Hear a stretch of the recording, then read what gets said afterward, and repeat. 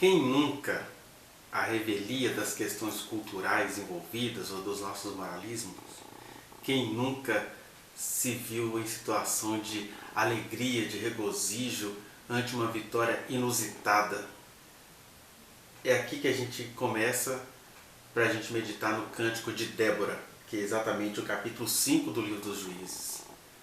Débora havia tido a vitória, conforme a gente falou no vídeo anterior, e ela é tomada de uma alegria, de um cântico, porque independentemente das questões que ferem as nossas morais, os nossos costumes, que também trata-se de uma hipocrisia, porque nós ainda vivemos numa sociedade beligerante, numa sociedade que gosta de violência, numa sociedade que é capaz de instituir pena de morte se uma pessoa for canhota, se uma pessoa for gay, alguma coisa assim, mas é incapaz de fazer justiça frente às impropéries e os impropérios e os absurdos de pessoas, como o caso daquele desembargador Siqueira, se eu não me engano é Guilherme Siqueira ou Eduardo Siqueira, que vem aí de 40 processos e nada acontece com ele, e é o que a gente está sabendo, a pior punição que pode lhe acontecer é ser aposentado compulsoriamente, sendo que na atualidade ele vem recebendo um salário líquido aí de R$68 mil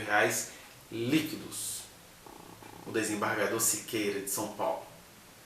Então a gente vive tempos de absurdos e ficamos escandalizados quando as escrituras estão refletindo um momento histórico, um momento cultural, onde as pessoas eram gratas a Deus conforme as ferramentas que elas possuíam, como nós hoje somos ingratos a Deus em função das ferramentas que possuímos, né? A gente não tem saudade porque o celular está ali, o WhatsApp está ali, está tudo ali toda hora, é foto, é imagem, é chamada em vídeo. A gente não busca o Senhor porque não tem mais aquela aflição da distância, tem luz das hidrelétricas aí iluminando as nossas cidades. A gente não contempla mais o céu porque os postes, os luzeiros artificiais meio que ofuscaram o céu dos nossos olhos. Então nós cometemos os pecados da nossa instrumentalidade cultural, conforme denunciaria Karl Marx sobre o trabalho, o manuseio, a manufatura humana, como que isso vai definindo as relações sociais. E ficamos, por outro lado, criticando essas pessoas aqui, né? Por isso, eu acho importante a gente fazer uma pequena meditação para você entender. É um poema que tem 30 versículos, tirando o primeiro da introdução. As coisas se tratavam assim na atualidade. Como que se registrava uma grande vitória ou até grandes eventos? Por meio do cântico. Tudo rimado e era a memória conforme eles usavam aqueles tempos ali no século 12, 13 a.C. Nós temos aí então algumas partes. Dos versos 2 até o 5, a Débora ela vai rememorar os milagres passados. Como Deus fez, como Deus calou o monte Seir, como Deus deixou Esaú e seus descendentes com um santo temor de Israel. Dos versículos 6 ao 13, ela vai mostrar como que a coisa foi se degradando, principalmente nos dias de Sangar, né? Quando os cananeus começaram a retomar o domínio sobre a terra que o Senhor tinha prometido para eles, né? Terra que iria manar leite e mel, era o que Deus tinha prometido para os israelitas, mas os cananeus foram se apossando ali nos dias de Sangar, que foi o juiz que governou contemporânea ou após o Eude, né, que nós já vimos há 2 vídeos atrás. E ela vai dizer que nesses dias também, nos dias que os queneus tinham coisas com os cananeus, daí ela citar Jael no versículo 6, tudo ficou complicado, né? Acabaram-se o comércio, Israel já não conseguia ir para o mar Mediterrâneo, não conseguia fazer as suas viagens porque os cananeus dominaram tudo. Claro, nunca se deve esquecer, por causa da rebeldia do povo do Senhor. Então, do versículo 6 ao 13, a gente vai ter aí essa degradação seguida desse ressurgimento. Quando ela chega no versículo 12 diz: desperta, Débora, desperta, desperta, acorda, entoa um cântico, levanta de Baraque e leva presos os que te prenderam, tu, filho de Abinoão. Então desceu o restante dos nobres, o povo do Senhor, em meu auxílio. Aí ela resume nesse verso a sobrenaturalidade dos fatos quando Deus fala para Débora, olha, chama Baraque, convoca todo mundo e que fique claro que eu vou dar essa vitória às mãos de uma mulher. E aí, seja Débora na qualidade de juíza, seja a Jael, né, matando o Císara, comandante dos exércitos dos cananeus, a vitória foi dada a uma mulher. Do versículo 14 ao 18, nós vamos ter aí as intempéries de toda vez que o Senhor chama o seu povo, que o Senhor convoca o seu povo. Aqui a gente não está falando de política, nem de democracia, nem de ditadura, estamos falando de um governo onde Deus fala. E Deus não coloca esses presidentecos que ficam falando aí de Brasil acima de tudo, Deus acima de todos. É Deus falando com o seu povo, dando orientações para livrá-los de um mal maior, e não para instituir vontades liberais ou nacionalistas ou xiitas, ou seja lá que vontades são estas, né? O que a gente vê é que sempre que Deus fala com o seu povo, você tem aqueles que prontamente obedecem, você tem uma boa parte que duvida, que desdenha, né? É o que a gente vai ver do versículo 14 ao 18. A gente vai vendo, por exemplo, que as tribos de Efraim, Benjamim, Zebulon e Issacar, eles atenderam ao convite para subirem ao Monte Tabor e ali aguardar a estratégia do Senhor. E a estratégia foi fazer chover, atolar os cavalos, né, dos exércitos cananeus. Então, estes atenderam. Mas nós temos aqui Ruben. Olha o que ela vai dizer de Ruben. Entre as facções de Ruben houve grande discussão. Por que ficaste entre os currais para ouvires a flauta? Então, Ruben não saiu do seu lugar. Ficaram pensando, não, para que eu vou tirar a minha segurança e vou guerrear? Né? Então já se começa aí a não cumprir a promessa de continuar a conquista com Israel. Gileade ficou da além do Jordão, quer dizer, aqueles povos do outro lado do Jordão, né? Eles não atravessaram. Gileade aqui está no lugar da tribo de Manassés. E Dan, por que se deteve? Então Dan estava ali pertinho na região de Megido, né? Se a gente for olhar aqui no mapa, Dan ainda não tinha subido ao norte. Então você vai ver que a tribo de Dan estava aqui, ó, próximo ao litoral, nas regiões onde aconteceu aí a peleja. E aí eles não... Aqui está dizendo que Dan se deteve junto aos seus navios. Tipo, tenho muito a trabalhar, tenho muito o que fazer, não posso atender esse chamado do Senhor. Azer se assentou nas costas do mar e repousou nas suas baías. Azer aqui na região dos Sidônios, né? Ficaram lá tudo acomodado com os seus trabalhos que eles julgavam mais importante do que o trabalho do Senhor. E aí Jesus disse, né? Quem tendo posto a mão no arado olha para trás, não é apto, não é digno para esse trabalho. E estes puseram a mão no arado, olharam para trás, e Débora protesta aqui no seu cântico, que era de vitória, mas a vitória não pode anular o protesto, a mágoa, não a amargura, mas a mágoa, porque dói você ver os seus irmãos desobedecerem descaradamente uma convocação do Senhor. Né? Então, a partir do versículo 19, ela vai relatar em forma poética o triunfo inusitado e sobrenatural. Olha para você ver. Vieram reis e pelejaram. Pelejaram os reis de Canaã, de Taanac, junto às águas de Megido, porém não levaram nenhum despojo de prata. Desde os céus pelejaram as estrelas contra Císara, desde sua órbita o fizeram. O ribeiro de Quizon os arrastou. Quizon, o ribeiro das batalhas, avante, ó minha alma, firme. E aqui, como em todo cântico de alívio por se ter vencido uma guerra, há também esse alívio com cara de revanche, com cara de vingança, né?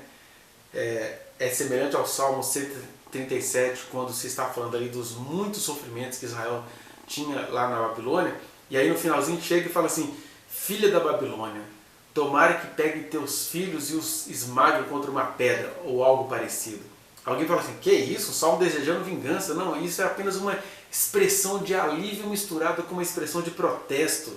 Sabe aquela coisa, né? Você vai vendo aí que um presidente cruel, e um presidente que não tem amor por ninguém, um presidente que não está nem aí, as bandeiras nem estão a meio termo, simbolizando o luto que o Brasil está vivendo. Então, esse tanto de liderança que não tem sensibilidade com a população, de repente uns caras desses pegam um Covid e aí o pessoal fica assim na rede social: força vírus, né? Tô contigo, Ema, que bicou. Mas isso não é necessariamente um desejo de vingança, isso é um desejo de alívio. Quem nos dera que esse cara saísse de sobre nós e que de fato houvesse um presidente que tratasse bem a doença. Então não se está aí desejando a morte de um presidente, está se desejando a retirada de um presidente que não sai nem morto, melhor dizendo. E aí as poesias carregam esse sentimento de: ai meu Deus, tomara que dê tudo certo, tomara que dê tudo errado para esses caras, tomara que o carro deles empaque. E você não está desejando o mal, embora a palavra pareça um desejo de maldade. Na verdade você está de olho numa outra coisa. Se o bem só vai vir se esse sujeito morre, ele bem que podia morrer. Se o bem vai vir só se os cavalos dos cananeus se emperrarem, então força lama, força enchente, forças da natureza. É o que ela estava dizendo aqui. Então a gente precisa ter em mente essas ideias. É engraçado que quando as pessoas querem, elas fazem as leituras egoístas dela, né? Quando o atual presidente do Brasil, em campanha, ficava fazendo sinal de arminha, ficava falando que ia metralhar pessoas de outras ideologias, ficava falando que quem procura osso é cachorro, zombando de quem estava procurando os desaparecidos da ditadura, eles falavam: não, isso é só uma expressão dele. Quando na verdade não era uma expressão. Tanto é que quando ele era deputado, qual era a expressão dele? Olha, se eu assumisse o poder eu começava matando os 30 mil. Pois ele já cumpriu a cota dele, ele assumiu o poder e ele já matou com as suas omissões, porque ele é homem público, ele é presidente da república, ele ganha dinheiro altíssimo, altíssima segurança e altas rendas para tomar uma providência para proteger o país da Covid. Se de um lado quem tiver de morrer vai morrer, de outro lado é obrigação de um presidente que ganha altos salários do povo correr atrás para que muito menos vidas possíveis faleçam. Mas ele, que já vinha zombando de tudo, está matando todo mundo com a sua omissão de presidente e depois sai como um coitado. E eu que quase morri de uma facada. Quase morreu de uma facada. Agora as pessoas das quais você não cuida, elas estão morrendo, estão mortas, não estão tendo direito nem a velório, porque o vírus é uma coisa terrível. Então, numa situação dessa de opressão, a gente faz igual a Débora fez aqui. A gente começa: avante o meu alma firme, Kizom, o ribeiro das batalhas. Ou seja, vamos Kizom, faça o seu papel, elimine os perversos. Mas isso está longe de ser desejo de vingança. É única e exclusivamente desejo de alívio. Eu não quero ver Bolsonaro morto. Pelo contrário, eu quero que ele fique bem vivinho e seja derrotado pela democracia. E se não for possível, seja abatido pelo santo e pelo eterno, contra toda a cegueira daqueles que insistem em o adorar como se ele fosse um ente enviado por Deus. Né? Então, a gente precisa compreender isso. Não dá para dialogar com a opressão. Com a opressão você acaba dizendo assim: força Rio, força Covid, força gafanhoto, força Ema, força cachorro do Paulo Guedes, para ver se pelo menos assim esses caras criam algum juízo. Mas não se está desejando o mal deles. Na verdade, o bem deles nem eles mesmos desejam. Eles só desejam se impor sobre os outros. Por isso que a opressão nos faz construir esses versos e até essas expressões. Mas não há maldade aqui, porque de fato, e aqui eu estou dizendo de verdade, eu não quero ver Bolsonaro morto. Não quero ver Bolsonaro derrotado. Eu só quero ver a democracia livre. Eu só quero ver o povo servindo a Deus e não com esses disfarces aí de aliança com os Estados Unidos, com Israel, com interpretações bíblicas descabidas. Essa é uma opressão simbólica que a gente tem vivido, né? E aqui eles viveram a opressão literal, física, né?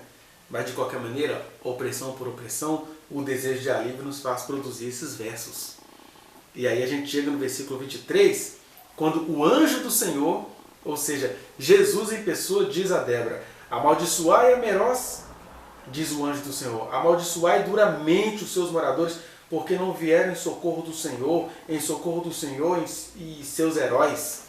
A gente não tem muita informação sobre quem era Meroz, mas se o anjo do Senhor diz isso, é porque era um povo que tinha de tudo para somar com as outras tribos de Israel, as outras cidades, mas eles se omitiram. É horrível isso, quando você tem alguém de cacife, de inteligência, de tradição, de condições financeiras para lutar com você numa situação dessa e o cara se omite.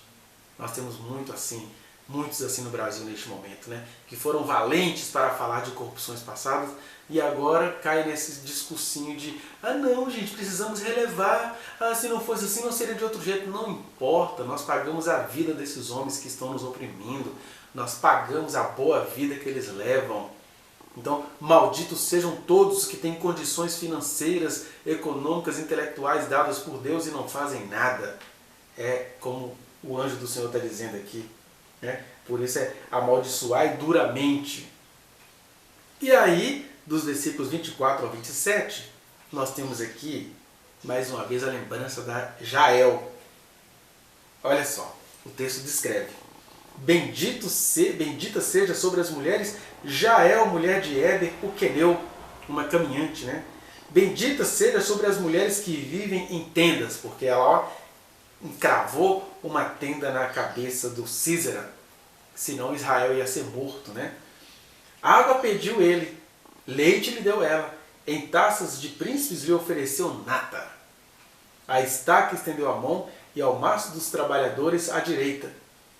E deu-lhe o golpe em Sísera, rachou-lhe a cabeça, furou e traspassou-lhe as fontes. Aos pés dela se encurvou, caiu e ficou estirado. A seus pés se encurvou e caiu. Onde se encurvou, ali caiu morto. Então aqui, do 24 ao 27, ela dá uma descrição macabra, se você fica apenas nessa cena. A cena é uma coisa perigosa, porque quando você entende todo o contexto, a Jael estava numa situação de extrema violência, eu falei um pouco disso no vídeo anterior, assistam. Ela precisava proteger o seu povo de um homem que correu, sabia que não tinha outro homem ali na casa, quis se esconder, ela o tratou bem, o fez se sentir bem, e aí quando estava tudo seguro, ela deu o golpe mortal, porque como eu disse no vídeo anterior, guerra, é matar ou morrer, não adianta filosofar, não adianta teorizar ali, o que adianta ali é apenas sobreviver. Não só guerras, mas situações de abuso, situações de tormenta, situações de opressão. Por isso que uma coisa é um bando de rebeldes e mau caráter que se levantam contra o governo, e outra coisa, por exemplo, foi o que aconteceu com muitos grupos jovens revolucionários no período militar. Quando você tem uma opressão que você sabe que vai te massacrar inocentemente, se você for nas pesquisas históricas, por exemplo, crianças eram caçadas na ditadura, as fotos delas eram tiradas. A gente fica sabendo aí agora, por exemplo, no governo Bolsonaro, que o ministro da Justiça evangélico, se não me engano pastor, mas evangélico com certeza, ele está fazendo uma investigação para criminalizar pessoas de ideologia que eles consideram de esquerda ou comunistas. E nem tem esses comunistas terroristas no Brasil. É claro que no comunismo ou em qualquer outra ideologia vai haver aquelas pessoas perversas. Mas eu não posso criminalizar o movimento como um todo, assim como não vou dizer que todos os pais são molestadores porque uma boa parcela de pais molestam suas próprias filhas. Né? E aí o que acontece? Em tempos de opressão, igual aconteceu no regime militar, os jovens tentaram se levantar para se defender, e às vezes eles até se armavam, mas certamente eles não estavam querendo matar ninguém, eles estavam apenas, se me pegarem não tem como me proteger, é diferente. No caso da Sísera aqui, um guerreiro famoso, Sísera, cujo nome significava inteligente no sentido de fodástico, aparecido, entra na casa dela, o que ela faz? Você quer água? Toma leite. Água no copo? Não, toma leite em taças de luxo. Deita aí, queridão. E aí depois que ele deita e dorme confiante, ele nunca mais volta à vida. Né? Ele deve ter se levantado porque diz que ele morreu encurvado aos pés de Jael, ou isso pode ser apenas uma simbologia de um guerreiro que morre pelas mãos de uma mulher. Né? Porque os machismos têm suas próprias humilhações, e para um machistão é humilhante morrer sob as mãos de uma mulher. De qualquer maneira, aqui está contando esses detalhes para mostrar isso. Em situação de perigo, em situação onde a opressão é terrível e a opressão ainda vem imantada por bondade. Às vezes o cara ele é famoso, né? Ele é visto como alguém impecável, mas ele escolheu você para te molestar e te violentar e ficar rindo da sua cara a vida inteira. Mas ele é o melhor pastor da região, é o melhor presidente que a gente já teve, é um juiz impecável. Então, essa capa, essa áurea de correção, né, como este presidente que veio de corrupções terríveis e agora anda sobre a égide do Brasil acima de tudo, Deus acima de todos, quando na verdade o Brasil está arrasado e Deus está acima porque ele está bem longe. Essa opressão, você só sai dela fazendo como a Jael, fazendo aquilo que está nas suas mãos. Ela não planejou nada daquilo. A opressão veio de repente, o opressor era um cara famoso nas guerras. O que ela faz numa situação daquela? Um estrategista de guerra daquele, se saísse dali acordado, ele iria voltar e montar um outro exército, né? Então, fazia parte da intervenção de Deus, porque foi Deus quem falou. As mãos de uma mulher vão entregar essa vitória. E aí a vitória foi entregue às mãos de Císara, ainda que ela não tenha consciência disso. Por isso, bendita seja Císara, bendita seja a Jael que recebeu a vitória sobre as mulheres que vivem em tendas, que vivem tendo de montar as suas moradas o tempo todo, né?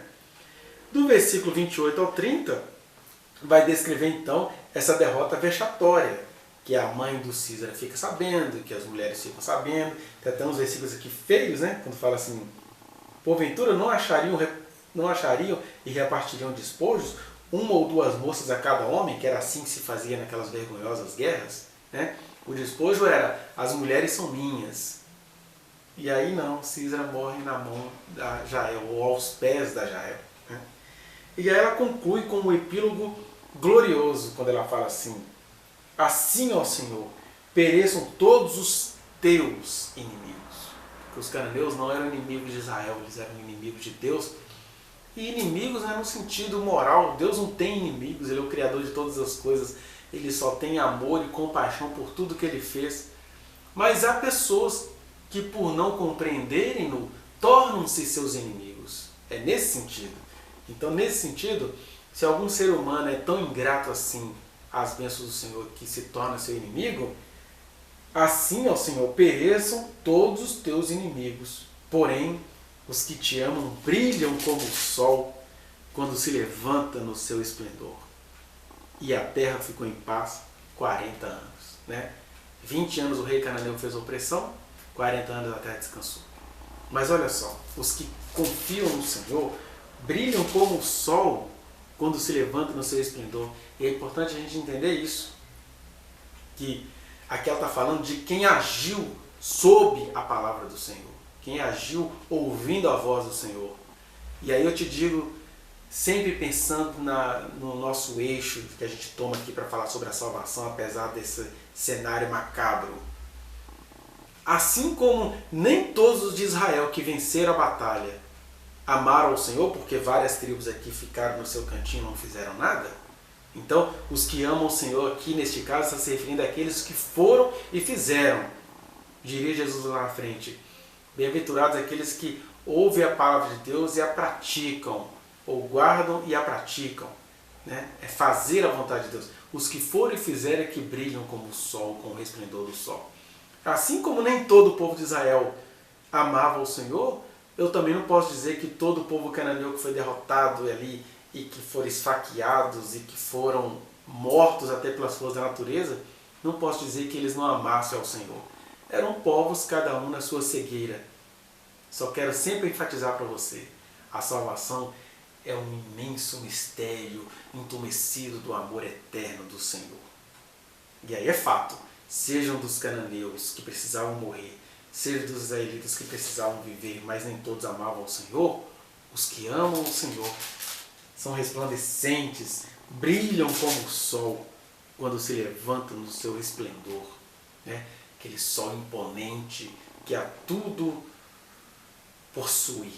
Os que amam o Senhor são assim. Mas é interessante que o sol é imponente, mas não é arrogante. O sol não fica lá meio-dia. E aí, rapaz, alguém aí para disputar com o meu brilho? Não. Imponente é aquilo que se impõe, como Deus. Deus é Deus, ele não tem que ficar disputando força com você, nem com as suas ideologias. Ele é Deus, eu diria assim, antropopaticamente falando. Ele não tem saída, ele é Deus. Ele é o autor da vida, nele tudo subsiste, por isso ele também pode tirar a vida, porque ele é Deus. E assim os que amam são imponentes como o sol.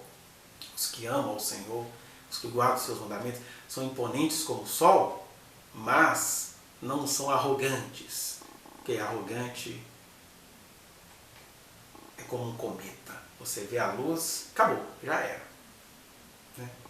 Sem moralizar o cometa, mas zombando dos arrogantes.